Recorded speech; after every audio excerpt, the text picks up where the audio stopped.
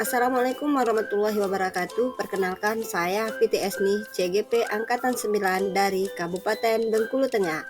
Pada kesempatan ini saya akan mendiseminasikan aksi nyata budaya positif di sekolah.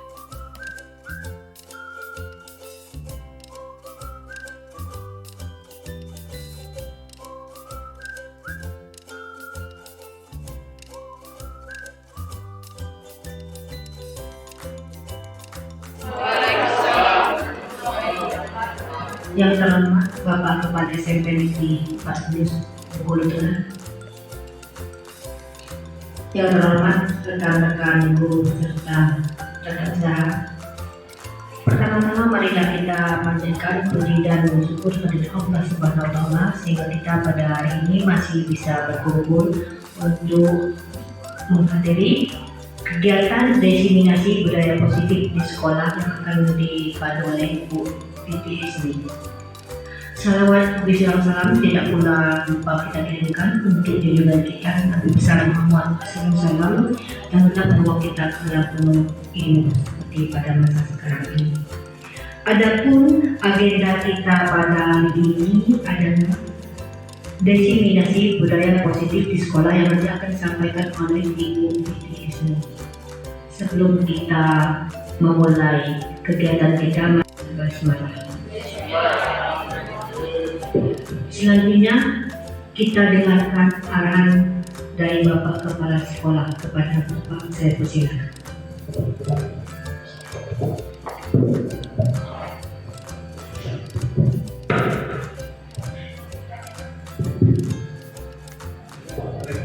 Bismillahirrahmanirrahim. Assalamualaikum warahmatullahi wabarakatuh. Alhamdulillah,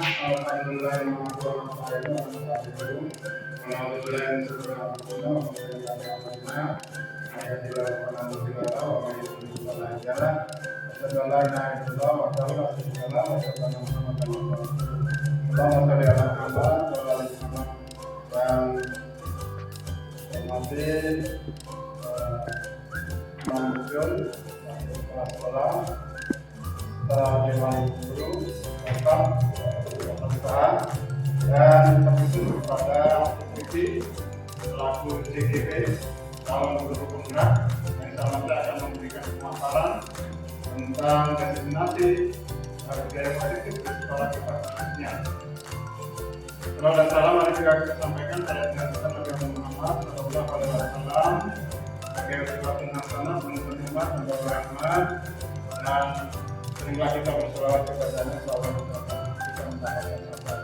Bapak Ibu, memang sebelumnya kita masukkan kalau udahan mungkin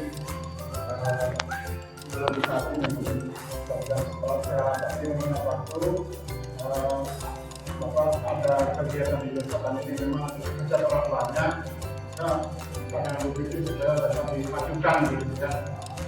Nah, Bapak Ibu sebagai guru hebat dan semuanya selalu masih menjadi calon-calon guru penggerak yang saya hormati, dalam kegiatan kita ini sebenarnya untuk sama-sama kita membuat komitmen, membuat kesepakatan tentang budaya positif yang akan kita laksanakan di sekolah. Budaya positif ini sebenarnya muaranya mengerucut kepada terciptanya pelajar Pancasila, karena kita kedepannya dan sekolah saat ini di kelas 7 sudah menggunakan kurikulum merdeka. Artinya memang di implementasi kurikulum merdeka itu sasaran utama aksinya adalah menciptakan pelajar Pancasila. Jadi agak lucu seumpama Bapak Ibu mau ngetes pada siswa. Nah, sini lah. Misalnya Ibu mau ngetes, apa sih yang kamu tahu tentang Pancasila? Jawabannya dengerin aja. Beda-beda kalau mau coba. Nah, sudah itu kita tes dulu dari sila ke sila. Nah, coba kamu tebak urutan silanya. Bapak atau Ibu ucapkan dulu Pancasila. Terus urutkan nomor 5, 4. Bisa nggak sesuai? Kalau nggak berarti dia tuh memang belum ada tertanam. Gitu. Jangankan mau merealisasikan kegiatan apa namanya karakter Pancasilanya gitu ya. Orang hafal aja enggak. Ada sila satu ketuhanan yang maha esa. Itu apa? Dan terjemah 2 kali hafal. Saya yakin itu kemudian bisa kita pilih untuk menjadi pemuda atau pelajar Pancasila yang memang nanti mulai dari sekarang kita akan sepakati kira-kira budaya positif yang mana yang akan kita prioritaskan, ya, sehingga nanti menjadi kebiasaan dan kebiasaan kita saja. Yang itulah kemudian menjadi budaya. Jadinya budaya yang baik. Ada juga budaya tidak baik itu apa? Ada yang tidak baik. Yang dengan budaya kita yang mengarah kepada rakyat. Jadi nanti silakan Bapak dan Ibu melalui calon guru penggerak, UPT, dan bahkan juga nanti bisa mencoba karena urusan di angkatan sebelah ya. Saya kan 12 ya. Itu kan angkatan berapa TGP-nya? Saya Ya. 10. Nah, artinya nanti dalam guru penggerak sama proses. Nanti oleh strukturnya diminta untuk seperti ini ya. Ini untuk kita juga sama setelah sudah dibuka apa namanya angkatan 11 dan ditutup tanggal 28 bersama tanggal hari Sekolah dan silakan berdiskusi. Karena ini kan kesempatan tidak ada sampai 2 kali tidak.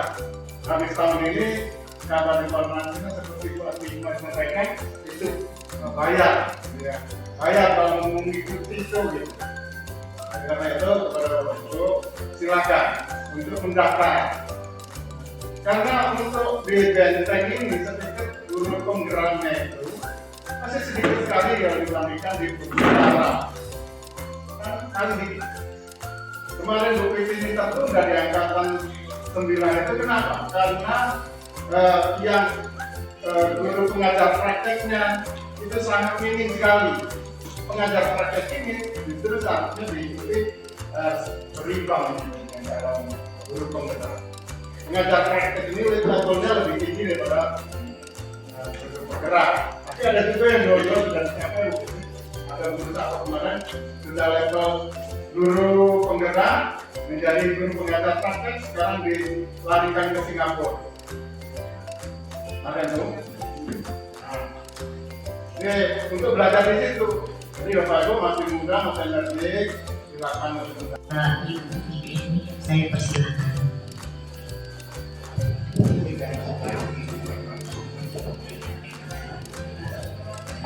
Bismillahirrahmanirrahim. Assalamualaikum warahmatullahi wabarakatuh.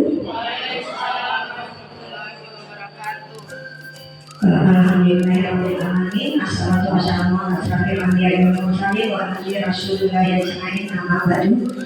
Yang pertama sekali kita mengucapkan puji syukur kehadiran Allah Subhanahu wa taala yang mana berkat rahmat dan hidayahnya kita masih diberikan suatu nikmat kesehatan yang luar biasa sekali beserta kesempatan sehingga kita masih bisa hadir di sini dalam rangka melakukan tugas baik kita, niat baik kita terkait dengan untuk memajukan pendidikan kita ke depan. Kemudian salam besar salam pun tak lupa kita kirimkan kepada Nabi besar kita, junjungan kita Nabi Muhammad SAW. Semoga dengan bersalawat nanti kita akan mendapat syafaat di yaumil akhir nanti. Amin ya rabbal alamin. Saya hormati, sebelumnya saya mengucapkan terima kasih yang sebesar-besarnya sudah bersedia hadir di sini dalam rangka kita akan berbagi praktek baik, yaitu tentang diseminasi budaya positif di sekolah, kebiasaan dan kebiasaan. Salah satu pemenuhan tugas kegiatan belajar saya pada kegiatan program guru penggerak, yaitu pada aksi nyatanya. Jadi itu Bapak Ibu tentang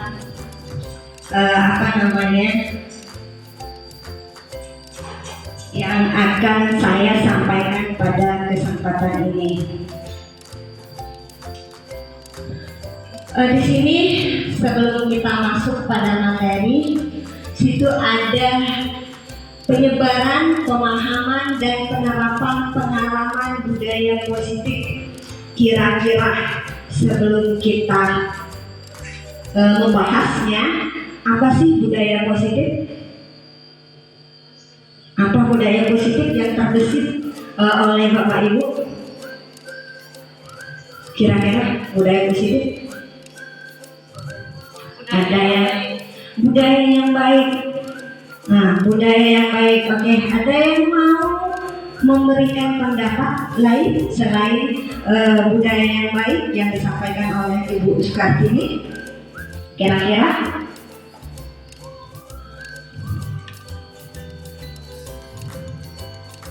Kira-kira sudah pernahkah atau belum kita melakukan budaya ini? Sudah. Sebenarnya ini sering kita lakukan, ya kan? Bahkan sudah menjadi, ya mungkin bisa dikatakan sebuah kebiasaan, tapi hanya saja belum seutuhnya untuk kita terapkan. Oleh karena itu, marilah kita bersama-sama akan membahas tentang budaya positif tersebut. Jadi budaya positif itu banyak sekali ya Bapak Ibu, tentang mungkin kalau kita pada kegiatan sehari-hari kita ada kegiatan 5S, ya kan?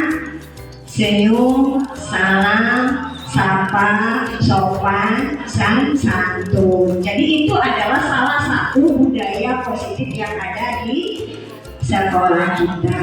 Penting nggak budaya positif itu kita terapkan? Penting sekali. Kenapa penting? Budaya positif ini akan memberikan rasa aman, nyaman, tentram bagi semua warga sekolah. Jadi ini sangat penting sekali untuk kita lakukan. Itu ya. Ini ya. Artinya budaya positif itu adalah merupakan kebiasaan-kebiasaan yang lebih baik mengucap sikap atau perilaku maupun tutur kata oleh seluruh warga sekolah. Jadi itu adalah budaya positifnya. Pembiasaan yang baik mencakup sikap atau perilaku maupun tutur kata. Jadi itu budaya positif seperti yang tadi 5S tadi itu salah satunya. Mungkin masih banyak lagi budaya positif kita yang telah kita lakukan, ya. Itu adalah budaya positif pengertiannya. Jadi ini sangat penting sekali kalau kita berucap, berkata, bertutur berperilaku yang baik, maka kita akan merasa nyaman semuanya di lingkungan sekolah kita ini. Jadi itu budaya. Nah, untuk mewujudkan budaya positif ini, maka ada beberapa hal yang harus kita lakukan. Gitu. Nah, ini adalah konsep inti untuk melakukan atau mewujudkan daripada budaya positif ini tadi. Ada 8 konsep yang harus kita lakukan. Yang pertama adalah perubahan paradigma belajar. Kemudian ada disiplin positif, ada nilai-nilai kebajikan, ada kebutuhan dasar manusia, ada motivasi perilaku manusia, ada posisi kontrol guru, ada keyakinan kelas, dan yang terakhir adalah segitiga restitusi. Jadi inilah yang mendukung untuk terwujudnya budaya positif kita di sekolah. Kira-kira yang pertama akan kita lihat perubahan paradigma belajar. Jadi ini harus kita lakukan perubahan paradigma belajar ini. Karena kenapa? Kalau Bapak Ibu guru mengajar sekarang, kira-kira bagaimana? Masihkah berpusat pada penilaian atau evaluasi? Masih. Kita masih banyak berorientasinya pada hasil, kan? Bagaimana nilainya anak ini? Seperti itu. Padahal kita lihat di sini pembelajaran dengan paradigma baru, di mana merupakan pembelajaran yang dirancang berdasarkan prinsip pembelajaran berdiferensiasi, Bapak Ibu. Jadi kita harus berprinsip pada pembelajaran berdiferensiasi. Apakah sudah ada Bapak Ibu yang menerapkan pembelajaran berdiferensiasi? Sudah? kita dituntut untuk melakukan pembelajaran berdiferensiasi. Apa itu pembelajaran berdiferensiasi? Pembelajaran yang disesuaikan dengan kebutuhan murid. Jadi kita tidak mau belajar orientasinya pada nilai saja. Jadi ini ada kita sesuaikan pada proses pembelajaran itu berdasarkan kebutuhan murid. Jadi kira-kira pada pembelajaran berdiferensiasi ini pola mengajarnya bagaimana? Gaya belajarnya dengan menggunakan apa? Ada yang sudah tahu gaya belajar berdiferensiasi? Apa saja? Kemudian ada kinesthetik seperti itu. Jadi kita menyesuaikan apa sih yang ada pada peserta didik kita. Jadi ini adalah pembelajaran yang berdiferensiasi. Sehingga dengan menyesuaikan kebutuhan tersebut maka perkembangan sesuai teori psikologi modern untuk mewujudkan profil pelajar Pancasila. Ketika kita sudah menyesuaikan daripada pembelajaran kita di kelas. Jadi ini adalah dimensi yang ingin dicapai oleh pembelajaran berdiferensiasi itu. Profil pelajar Pancasila dengan 6 dimensi tadi. Itu ya. Jadi itu. Ya Bapak Ibu sampai di sini kira-kira masih semangat? Ayo kita lihat lagi ya yang berikutnya. Ini adalah miskonsepsi tentang teori kontrol.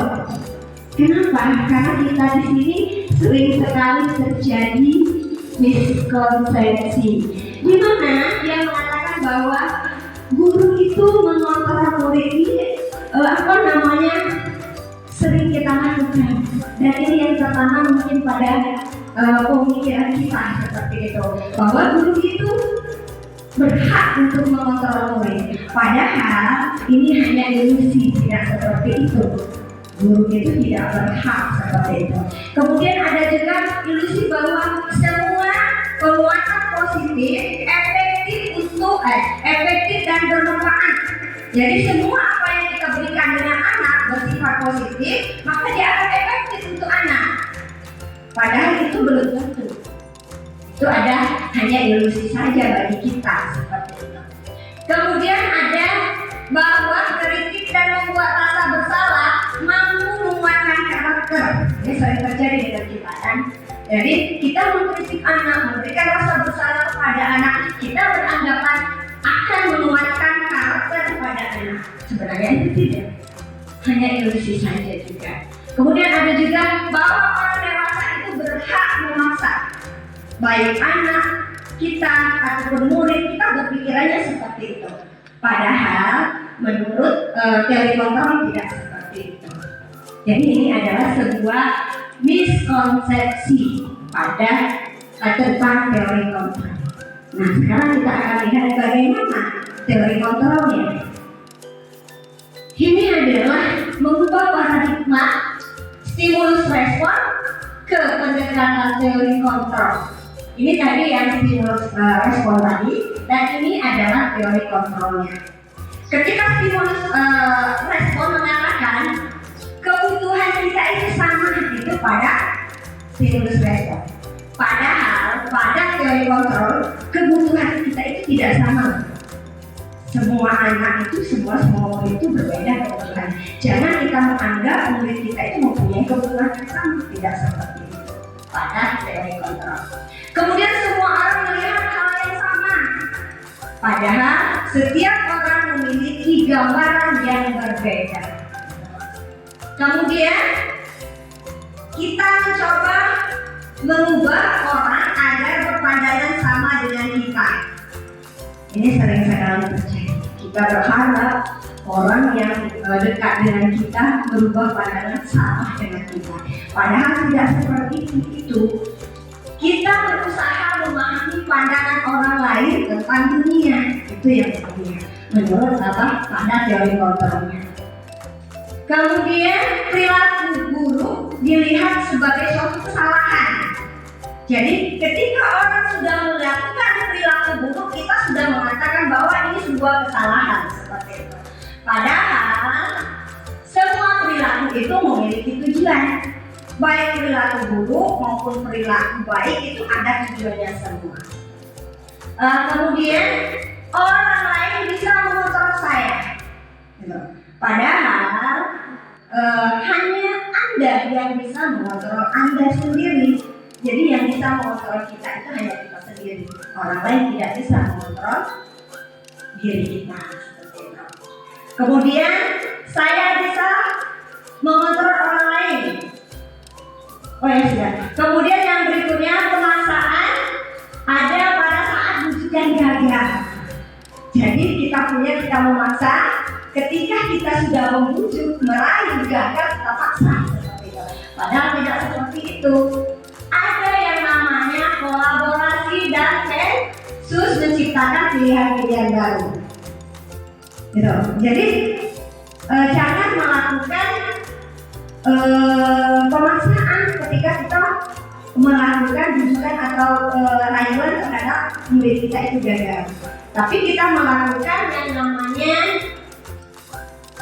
konsensus, itu adalah kerjasama atau juga dengan kesepakatan. Jadi kita melakukan kesepakatan dengan kawan. Tetapi pada teori kontrol itu model berpikirnya adalah menang-menang. Jadi tidak ada yang kalah, semuanya menang. Ini adalah tentang mengubah paradigma untuk pembelajaran dengan mengkaitkan stimulus respon ke pendekatan teori kontrol. Kemudian kita lanjutkan dengan budaya positif. Yang kedua itu adalah budaya positif. Jadi ketika kita disiplin positif, ketika kita berbicara tentang disiplin positif ini, kita sudah berpikir pikiran kita tentang aturan, hukuman, mungkin seperti itu kan, yang begitu ketatnya seperti itu. Padahal disiplin positif itu tidak seperti itu. Disiplin positif itu sebenarnya diciptakan berasal dari kata disiplina. Disiplina itu artinya belajar, sebenarnya seperti itu.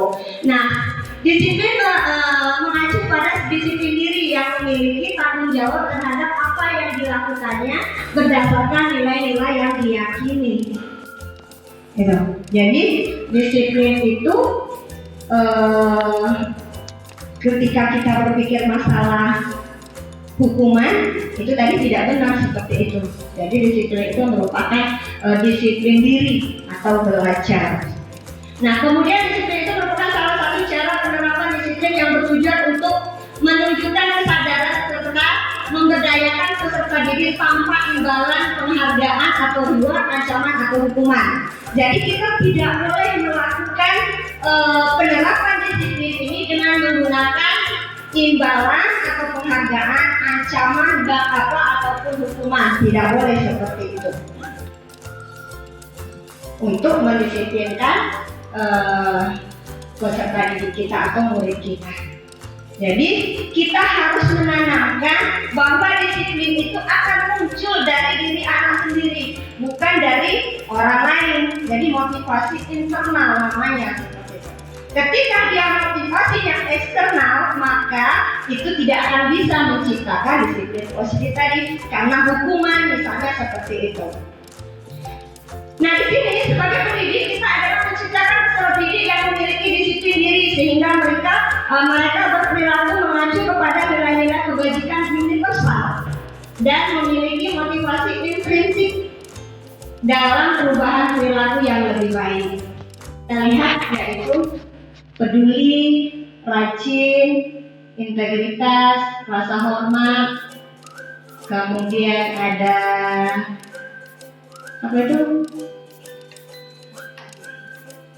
kebahagiaan, tanggung jawab, kepribadian, bijaksana, bersyukur, toleransi dan semuanya. Ini adalah nilai-nilai daripada nilai kebajikan. Tetapi ada juga nilai kebajikan yang dari sebuah organisasi, yaitu IBO, yaitu toleransi, rasa hormat, integritas, mandiri, menghargai, antusias, empati, keingintahuan, kemudian kreativitas, kerjasama, percaya diri, dan komitmen.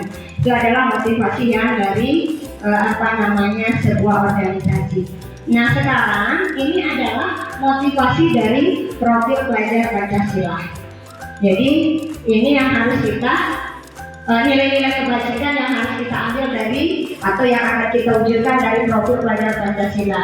Beriman bertakwa pada Tuhan Yang Maha Esa dan berakhlak mulia, mandiri, bernalar kritis, kreatif, bergotong royong, berkebinekaan global. Jadi ini yang harus kita wujudkan pada profil pelajar Pancasila. Bagaimana Bapak Ibu, kira-kira ngantuk, bingung, atau bagaimana? Karena ini terus-terang Bapak Ibu, saya juga baru dapat ketika di belajar guru penggerak. Oh, ternyata pada pembelajaran guru penggerak itu tidak boleh seperti itu. Tidak boleh membuku, tidak boleh memberikan reward yang berlebihan. Seperti itu. Jadi langkah-langkah yang harus kita ambil itu sangat luar biasa sekali. Guna untuk mewujudkan daripada dimensi pelajar Pancasila ini yang 6 ini. Jadi itu yang harus kita lakukan. Ya, harus ini yang kita lakukan. Ya, kayaknya kalau kita sudah berapa yang bisa kita wujudkan di sekolah kita, sudah berapa dimensi? Beriman dan bertakwa pada Tuhan Yang Maha Esa kayaknya bisa terwujud, sudah bisa terlaksana ya. Kemudian gotong royong bisa, sudah berjalan dan perlu digalakkan lagi. Jadi ini kebutuhan dasar ini ada 5 Bapak Ibu. Yang pertama adalah bertahan hidup. Kemudian kasih, sayang, dan rasa diterima. Kemudian penguasaan, kebebasan, dan kesenangan. 5 ini harus terpenuhi bagi anak. Jadi kita ketika kita mengajar dalam kelas, kita harus memperhatikan 5 kebutuhan dasar.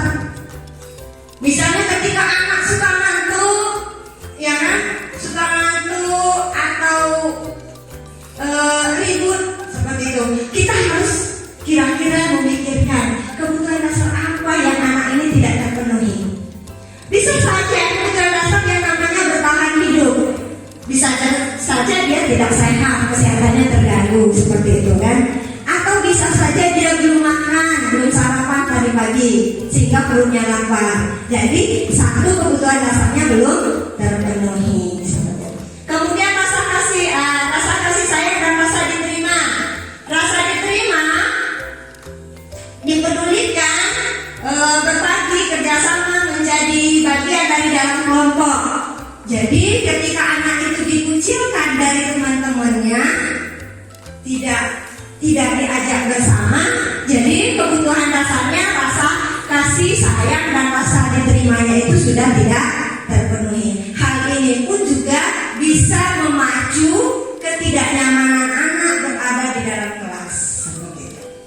Kemudian ada penguasaan, harga diri, keinginan untuk dianggap memimpin, berprestasi, diakui, didengar. Ini adalah rasa penguasaan. Jadi harus kita perhatikan terhadap anak-anak yang mungkin ada penguasaannya itu lebih dari yang lain. Setelah itu kebebasan itu untuk mandiri, memiliki pilihan, mencoba hal yang baru maupun pengendalian arah dirinya. Yang terakhir adalah rasa kesenangan, rasa untuk bermain, rasa humor, antusiasme, dan tertawa. Jadi ketika anak tertawa di dalam kelas, kita harus perhatikan dulu apa sih latar belakangnya. Tertawa itu sebenarnya kebutuhan dasar kan? Jadi kalau dia memang sudah tidak wajar lagi, bukan memenuhi kebutuhan dasarnya lagi, ya kita perlu mungkin ajak berdiskusi seperti itu, kira-kira apa penyebabnya.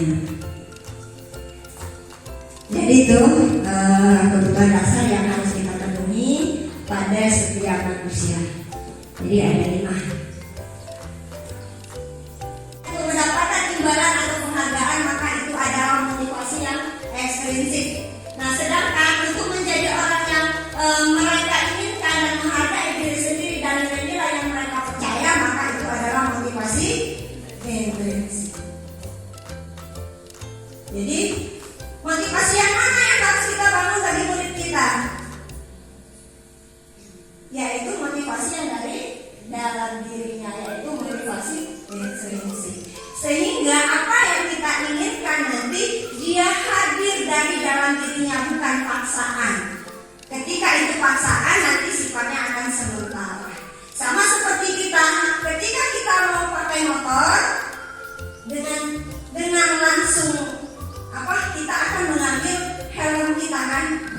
Nah, itu sebuah kesadaran yang sudah tertanam di dalam diri kita tanpa ada paksaan. Tetapi ketika kita motivasinya, pakai helm nanti ada polisi, kita ditilang dan lain sebagainya, itu adalah motivasi yang dari luar. Sehingga motivasi yang seperti ini tidak akan permanen di dalam diri peserta didik kita. Jadi kita harus buat motivasi untuk murid kita itu menanamkan motivasi yang benar-benar dari dalam diri anak kita. Jadi hindarkan dari yang ini untuk memberi ketidaknyamanan atau hukuman untuk mendapatkan penghargaan atau imbalan dari orang lain.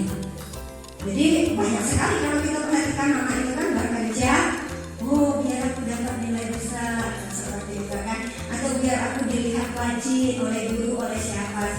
Nah, yang seperti ini tidak dibenarkan, tidak perlu kita bangunkan. Harus kita bangun adalah motivasi instrinsiknya.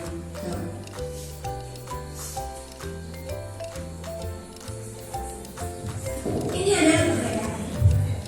Ada hukuman, ada konsekuensi, ada restitusi.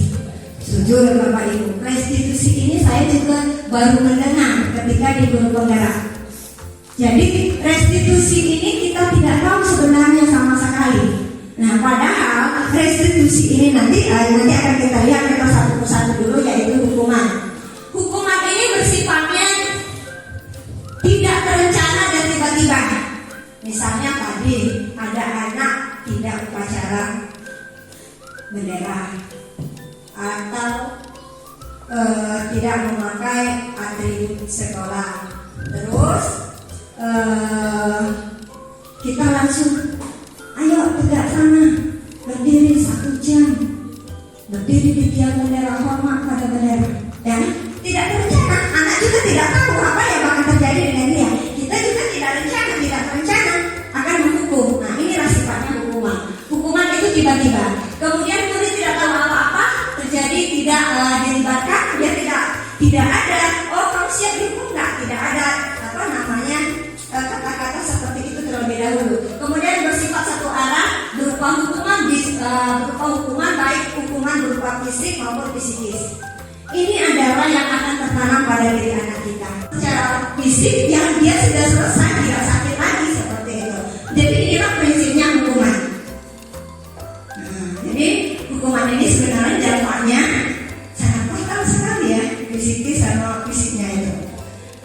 Kemudian konsekuensi ini biasanya sudah ada peraturan terlebih dahulu, baru konsekuensi apa seperti itu kan. Nah, di sini terencana, disepakati sesuai dengan peraturan. Nah, dan kemudian murid tetap dibuat tidak nyaman maksudnya. Jadi walaupun itu sudah ada kesepakatan, tapi pada murid itu tetap dibuat tidak nyaman. Kemudian sikap guru selalu mau mengikut murid. Seperti itu. Ini adalah konsekuensi. Nah, jadi ini untuk konsekuensi dan hukuman.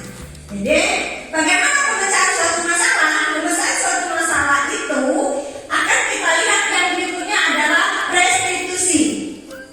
Restitusi ini adalah proses menciptakan kondisi bagi murid dan memperbaiki kesalahan, kemudian proses kolaboratif yang mengajarkan bagi murid mencari solusi sendiri. Jadi ada alur restitusi ini nanti pada slide berikutnya akan kita bahas. Jadi ini, jadi kita menanyakan dengan anak sendiri yang akan mengakui salahnya apa dan dia mau diapakan, seperti itu. Jadi kita tidak boleh langsung kalau hukuman tadi kan langsung kita kasih hukuman, oh ini seperti ini, tegas, angkat kaki sebelah 1 jam. Itu tidak, anak-anak kita itu tidak dilibatkan, mau nggak dia seperti itu. Sedangkan pada restitusi itu dia dilibatkan, oh Bu aku seperti ini, aku siap seperti ini, kan dia sepakat karena kemauan dia sendiri. Kita tanya kesalahannya apa, dia akan menjawab sendiri kesalahannya. Jadi itu pada restitusi itu. Jadi restitusi ini memang kayaknya masih agak awamnya Bapak Ibu untuk kita. Saya juga sendiri baru mendengar, kemarin juga kaget apa sih restitusi seperti itu. Nah, ini adalah 5 posisi kontrol guru. Kita seorang guru punya 5 kontrol ini. Punya.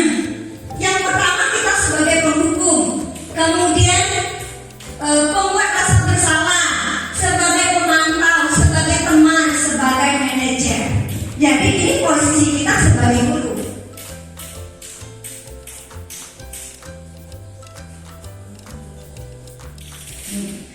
Kita berhak semua ini teman-teman. Jadi 5 ini boleh kita lakukan, tetapi kita menghindarkan posisi kita sebagai penghukum. Pembuat rasa bersalah pada anak. Jadi kita sering membuat rasa bersalah kan. Kemudian pemantau yang kita sebut nanti kita akan terangkan bagaimana kira-kira rasanya sebagai seorang pemantau.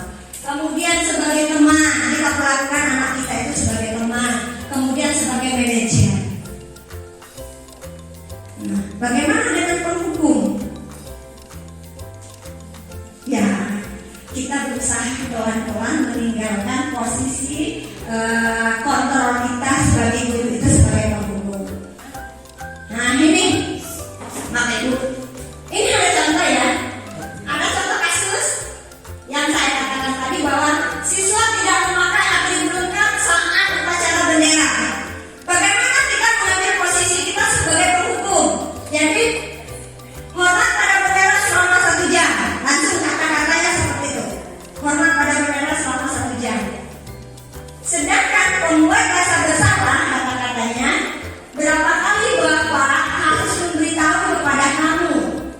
Kamu selalu saja mengecewakan Bapak. Jadi dia kata-kata mengecewakan. Itu kan membuat rasa bersalah ciri-cirinya. Jadi kamu sedang mengecewakan Bapak atau Ibu. Jadi juga membuat rasa bersalah ini juga kita hindarkan. Ya. Kemudian ini posisi kita sebagai teman. Ini kata-katanya harus dimulai. Ayo dong ikuti aturan sekolah. Anak akan menjawab, iya Bu, apa kesalahannya? Nah, kemudian kira-kira bagaimana kamu memperbaiki kesalahanmu?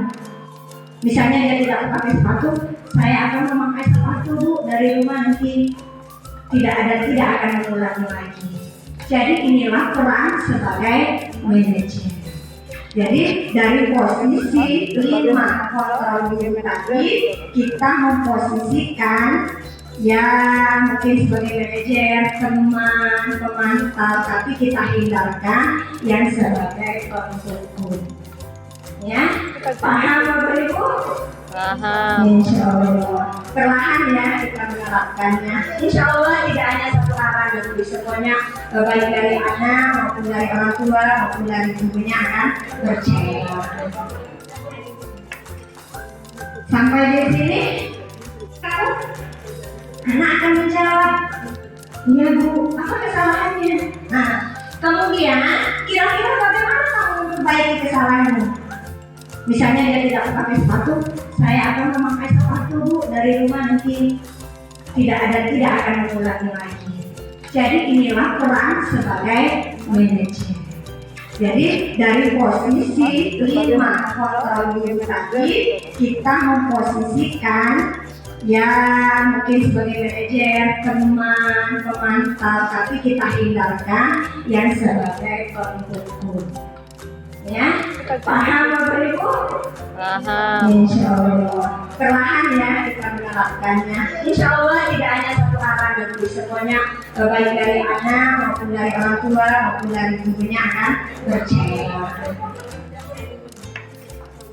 Sampai di sini kontrol tadi dengan bagaimana kasusnya kita sudah bisa melihat dan mungkin nanti setiap guru sudah bisa mempraktekkannya dari 5 kontrol sebagai seorang guru tadi. Jadi ya sekali lagi kalau kita hindarkan dengan mengontrol posisi kontrol sebagai penghukum. Jadi kita akan melihat posisi kontrol dari sebagai manajemen, pemantau dan semua. Juga hindarkan pembuat rasa bersalah. Itu ya. Nah sekarang kita lanjutkan keyakinan kelas. Nah ini hal yang baru juga. Keyakinan apa sih keyakinan kelas? Mengapa keyakinan kelas? Mengapa bukan peraturan kelas? Itu tanda tanya kan? Kira-kira kenapa jawabannya? Mengapa keyakinan kelas? Mengapa bukan peraturan kelas? Karena ketika kita itu kan yang ada di mindset kita itu adalah peraturan kan seperti itu. Kita belum pernah mengenal namanya keyakinan kelas. Ketika peraturan ini ada konsekuensinya kan bukan? Ya gitu. Nah, sedangkan keyakinan kelas, Bapak Ibu perlu kita perhatikan bahwa keyakinan kelas ini adalah dibuat bersama dan disepakati, dilibatkan semua warga kelas. Itu namanya keyakinan kelas. Jadi kita melibatkan murid kita. Oh kita harus bagaimana ya di kelas ini?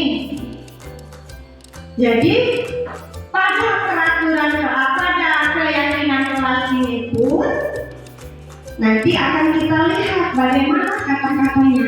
Tidak boleh kita menggunakan kata-kata tidak boleh membuang sampah sembarangan. Itu kalimat negatif. Jadi kita menggunakan kalimat-kalimat yang positif. Boleh buanglah sampah pada tempatnya, atau jagalah kebersihan di ruangan ini, seperti itu.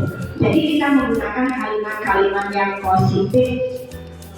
Jadi itu mengapa keyakinan kelas? Karena keyakinan kelas tadi dibentuk, disepakati dan melibatkan semua warga kelas, bukan hanya guru saja. Secara fisik yang dia sudah selesai tidak sakit lagi seperti itu.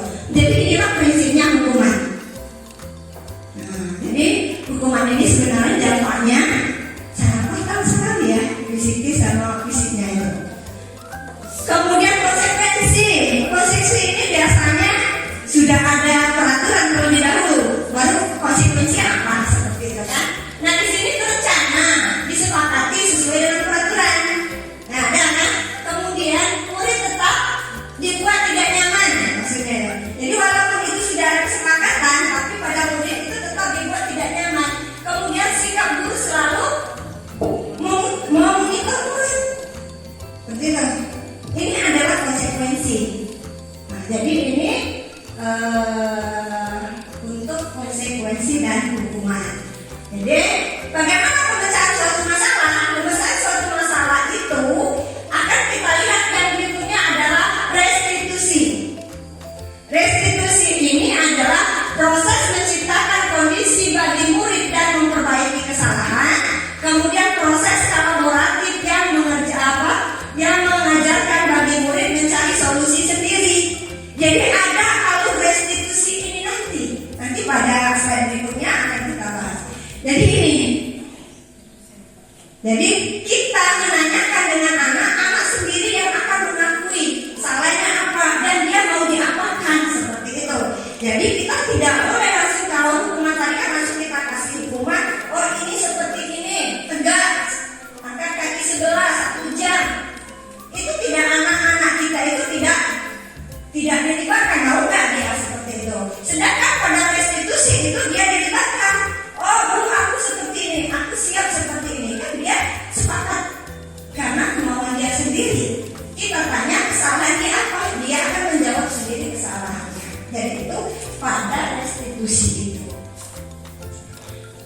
Jadi restitusi ini memang kayaknya masih agak awam ya Bapak Ibu untuk kita. Saya juga sendiri baru mendengar, kemarin juga kakek apa sih restitusi seperti itu. Nah, ini adalah 5 posisi kontrol guru. Kita seorang guru punya 5 kontrol ini. Punya. Yang pertama kita sebagai penghukum, kemudian pembuat rasa bersalah, sebagai pemantau, sebagai teman, sebagai manajer. Jadi ini posisi kita sebagai guru.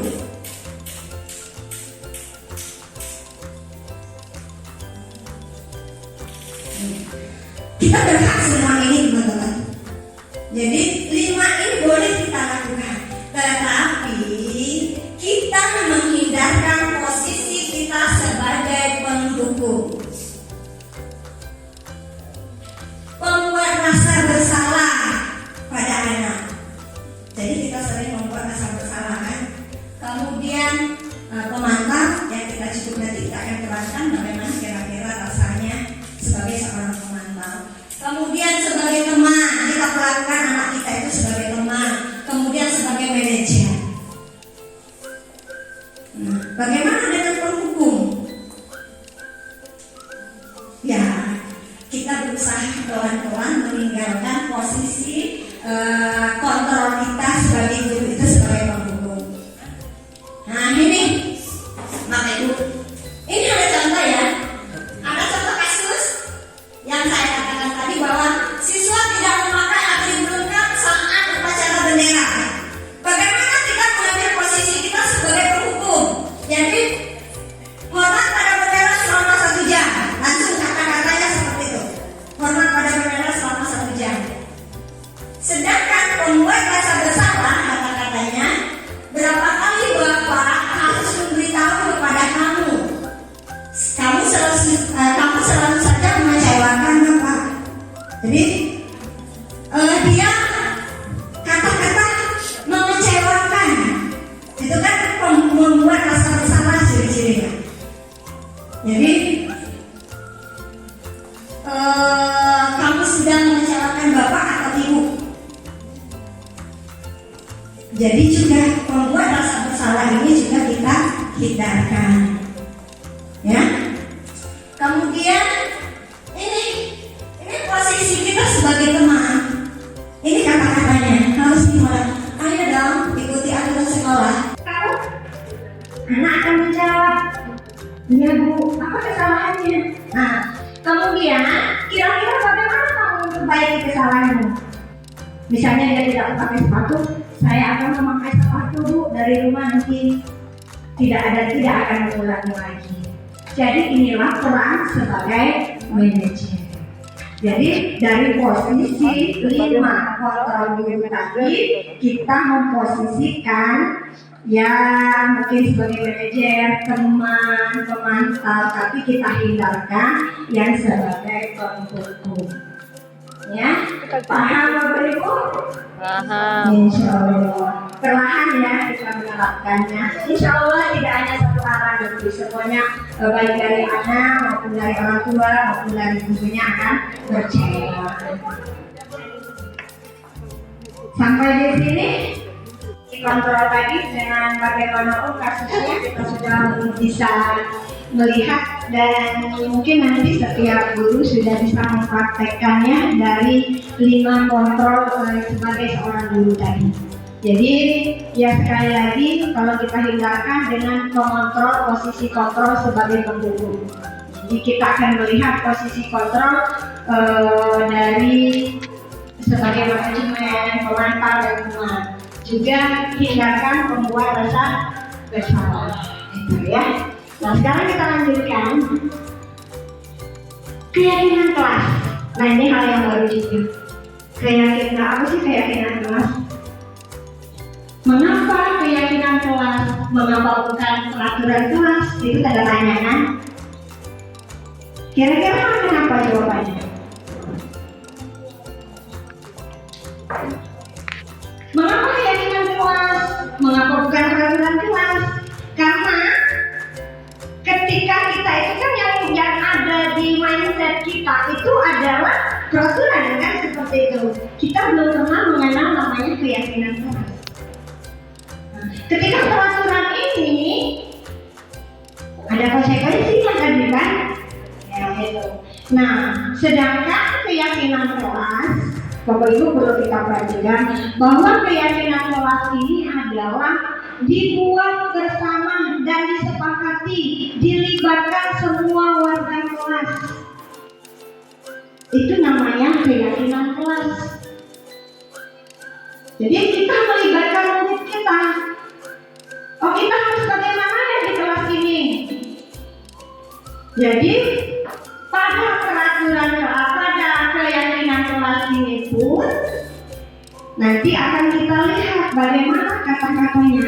Tidak boleh kita menggunakan kata-kata tidak boleh membuang sampah sembarangan. Itu kalimat negatif. Jadi kita menggunakan kalimat-kalimat yang positif. Boleh buang sampah pada tempatnya, atau jagalah kebersihan di ruangan ini, seperti itu. Jadi kita menggunakan kalimat-kalimat yang positif. Jadi itu mengapa keyakinan kelas? Karena keyakinan kelas tadi dibentuk, disepakati dan melibatkan semua warga kelas, bukan hanya guru saja. Ada menstabilkan identitas, validasi tindakan yang salah, menanyakan keyakinan.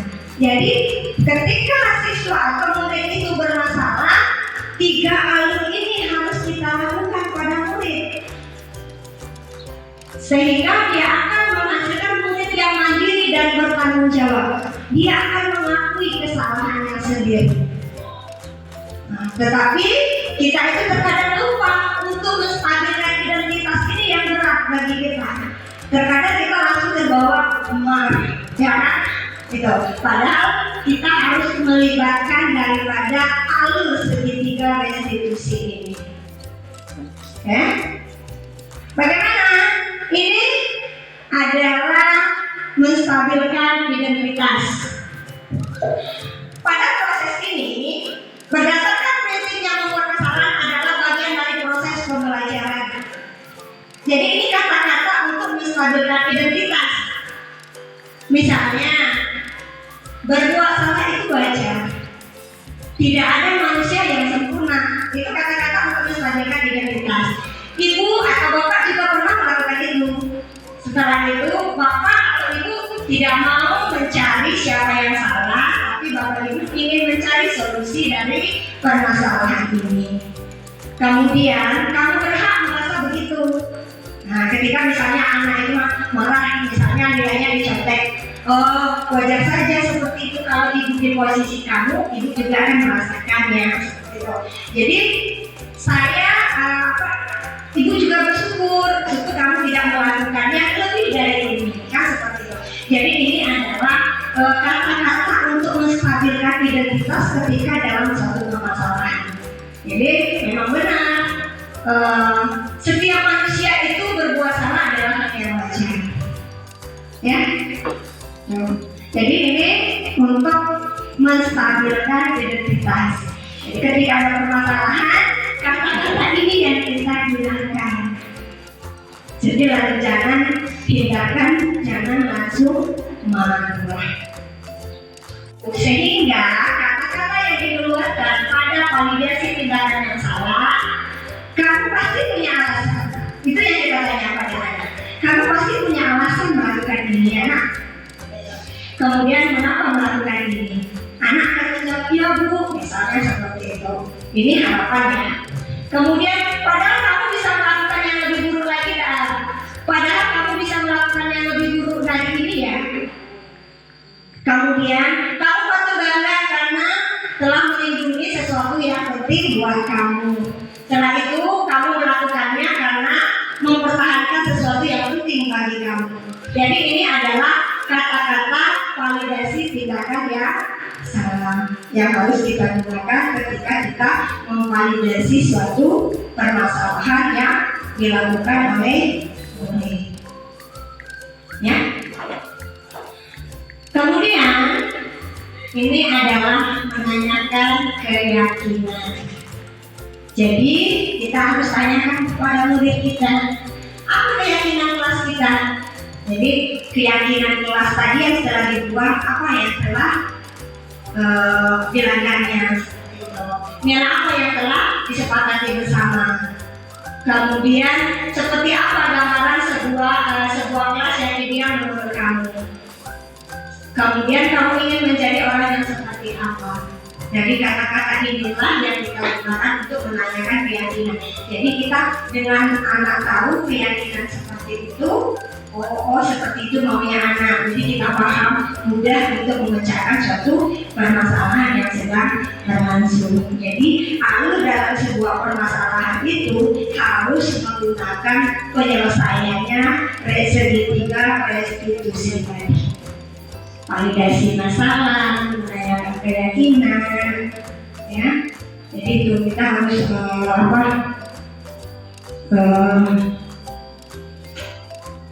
sehingga kata-kata yang dikeluarkan pada validasi tindakan yang salah, kamu pasti punya alasan. Itu yang kita tanya pada anak. Kamu pasti punya alasan melakukan ini, anak. Kemudian mengapa melakukan ini? Anak akan menjawab, ya bu, misalnya seperti itu. Ini harapannya. Kemudian padahal kamu bisa melakukan yang lebih buruk lagi, dan padahal kamu bisa melakukan yang lebih buruk dari ini ya. Kemudian kamu patut bangga karena telah melindungi sesuatu yang penting buat kamu. Setelah itu kamu melakukannya karena mempertahankan sesuatu yang penting bagi kamu. Jadi ini adalah kata-kata validasi tindakan yang salah yang harus kita gunakan ketika kita memvalidasi suatu permasalahan yang dilakukan oleh murid. Ya. Kemudian ini adalah menanyakan keyakinan. Jadi kita harus tanyakan kepada murid kita, apa keyakinan kelas kita? Jadi keyakinan kelas tadi yang telah dibuat, apa yang telah dilanggarnya, nilai apa yang telah disepakati bersama. Kemudian seperti apa gambaran sebuah kelas yang ideal menurut kamu. Kemudian kamu ingin menjadi orang yang seperti apa. Jadi kata-kata inilah yang kita gunakan untuk menanyakan keyakinan. Jadi kita dengan anak tahu keyakinan seperti itu, oh seperti itu maunya anak. Jadi kita paham, mudah untuk memecahkan suatu permasalahan yang sedang berlangsung. Jadi alur dalam sebuah permasalahan itu harus menggunakan penyelesaiannya segitiga restitusi tadi. Validasi masalah, menanyakan keyakinan, ya. Jadi itu kita harus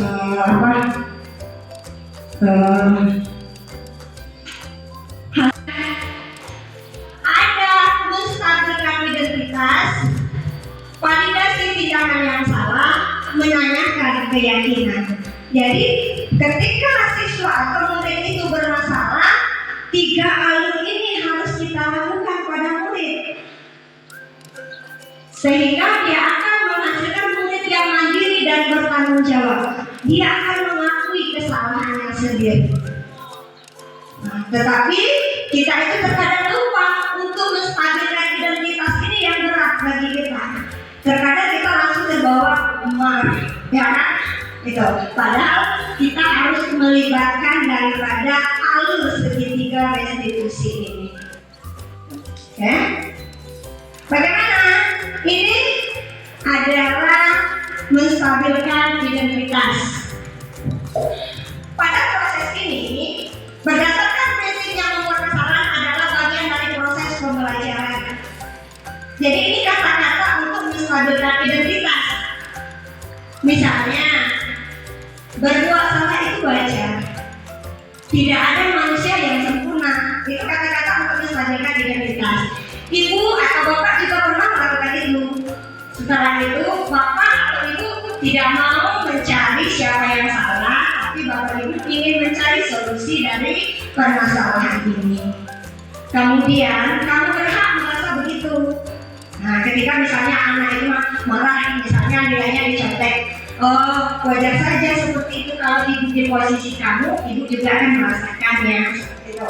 Jadi saya ibu juga bersyukur kamu tidak melakukannya lebih dari ini, kan seperti itu. Jadi ini adalah kata-kata untuk menstabilkan identitas ketika dalam suatu permasalahan. Jadi memang benar, setiap manusia itu berbuat salah adalah hal yang wajar. Ya. Jadi ini untuk menstabilkan identitas. Jadi ketika ada permasalahan, kata-kata ini yang kita gunakan. Jadi jangan hindarkan, jangan langsung marah. Tentang budaya positif yang ada di sekolah kita,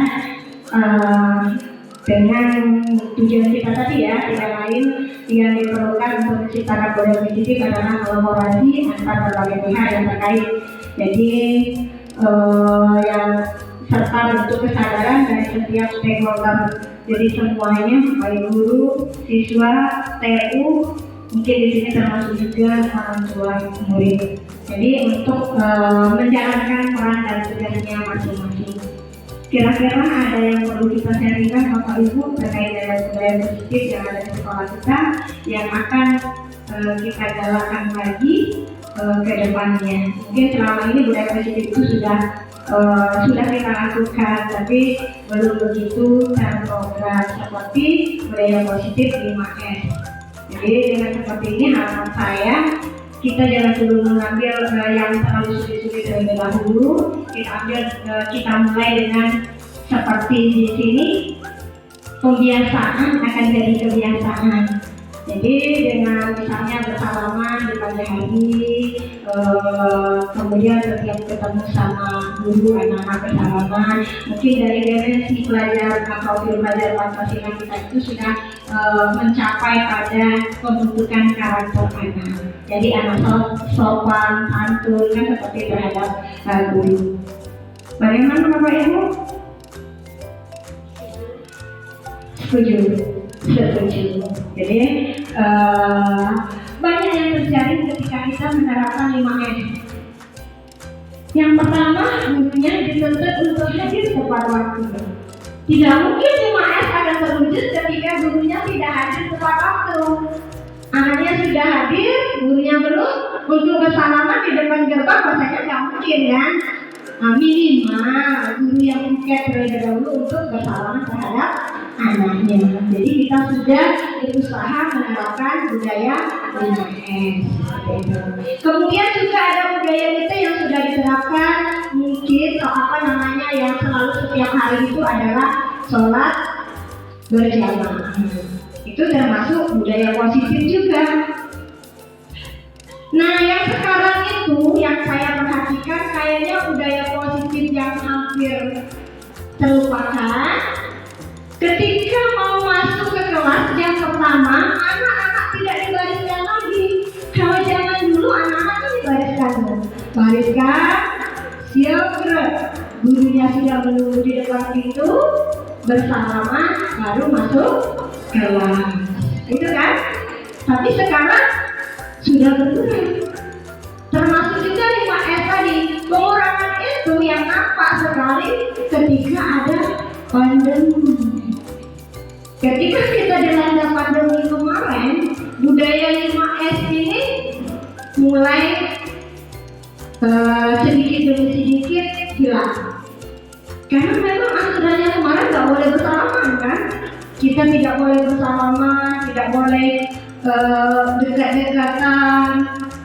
Sehingga sekarang untuk kita galakkan lagi, mungkin kita lebih agak ekstra lagi ya untuk menggalakkan budaya-budaya positif termasuk terutama 5S itu. Ada lagi yang kira-kira yang saya terlupakan budaya positif di sekolah kita yang terus sudah kita lakukan selain yang saya kemukakan tadi. Masih semangat Bapak Ibu? Masih. SMP 14? Jam doa. Oke, SMP 14 jam doa. Ayo silakan Bapak Ibu kalau ada yang perlu kita diskusikan, kita diskusi bersama-sama untuk mencari solusi bersama-sama. sama harus berubah juga. Iya, 5S harus diterapkan. Tidak boleh dengan terlambat. Iya kan? Untuk menerapkan budaya 5S. Guru agama, bagaimana kira-kira yang perlu kita tingkatkan dari 5S? Bertakwa untuk mewujudkan definisi beriman dan bertakwa kepada Tuhan yang Maha Esa. Iya, masih budaya 5S, salaman di pagi hari. Menyambut anak datang pagi-pagi, seperti itu. Kalau sepakat semua ya nggak masalah kan, seperti itu kan. Yang bermasalahnya ini tidak sepakat semua, itu yang jadi masalah. Nah, ini yang benar. Kita itu harusnya memang membuat keyakinan guru, bukan aturan untuk guru, bukan peraturan. Kalau selama ini peraturan guru ini tidak. Kita dulu bersama buat keyakinan guru, keyakinan sekolah, keyakinan kelas. Jadi kita sudah punya keyakinan kelas bersama-sama, naik keyakinan sekolah, ada keyakinan guru, sehingga mudah kita mewujudkan itu. Ini kita kan belum ada keyakinan kelas masing-masing. Kita hanya ada peraturan sekolah kan, seperti itu. Jadi sulit untuk mengontrol. Kalau di sini semua wali kelas sudah berperan, sudah ada dibuatnya. Jadi anak-anak sendiri yang menyepakati yang dia mau itu dengan konsekuensinya itu tadi. Ditanyakan ketika dia melanggar keyakinan kelas yang mana yang dilanggar? Anak-anak menjawabkan nomor 5. Melanggar kebersihan misalnya kan? Ya, seperti itu. Atau keyakinan kelas yang mana yang lain lagi? Kalau mencontek misalnya terjadi perkelahian gara-gara mencontek, itu harus dituangkan. Jadi kedepannya kita akan membuat peraturan kelas masing-masing, peraturan guru, peraturan sekolah, apa keyakinan sekolah, gitu. Jadi kita buat keyakinan guru terhadap kegiatan kita di sekolah ini. Buat nanti dituangkan ketika rapat kita tuangkan. Oh ini keyakinan yang sudah kita buat. Jadi semua warga guru, kalau untuk guru akan mentaati daripada keyakinan ini. Termasuk juga di kelas tadi, anak-anak kelas 7A, 7B, 8A, 8B, 9A, 9B sudah punya keyakinan kelas masing-masing. Apa?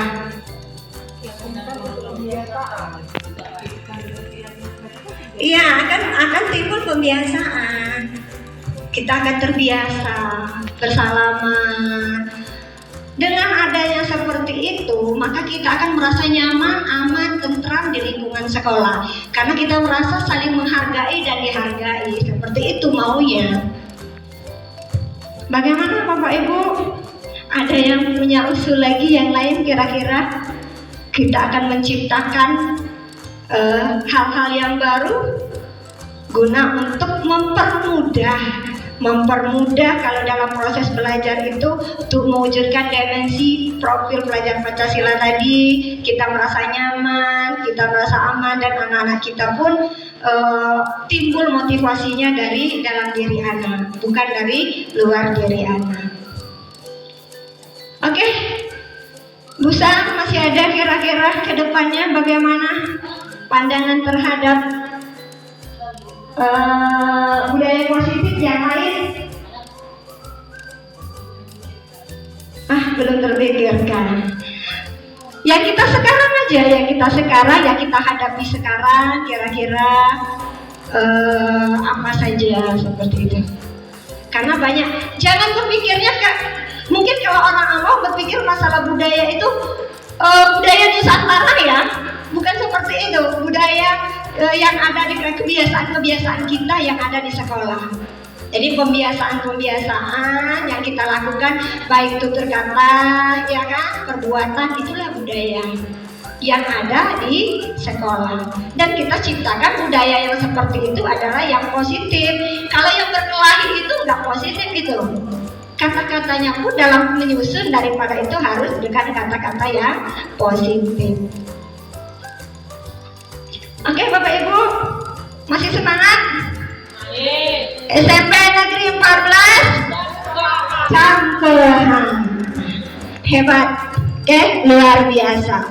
Terima kasih Bapak Ibu telah membersamai saya selama kurang lebih 1 jam.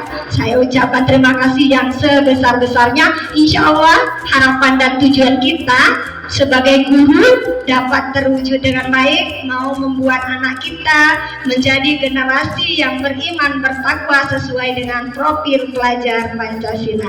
Saya akhiri saja. Wassalamualaikum warahmatullahi wabarakatuh.